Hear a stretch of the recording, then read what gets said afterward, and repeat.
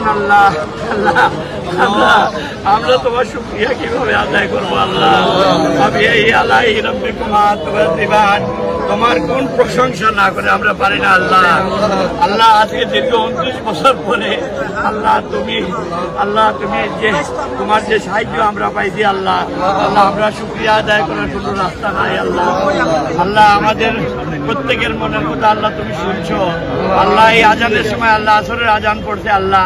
আল্লাহ আমরা আমার কিছু বলার নাই আল্লাহ, আমাদের সবার হায়াতে তৈয়বা দান করো আল্লাহ। আমরা যেন সালমান শাহ ওরফে ইমনের মৃত্যুর বিচারটা দেখে দুনিয়া থেকে যাইতে পারি।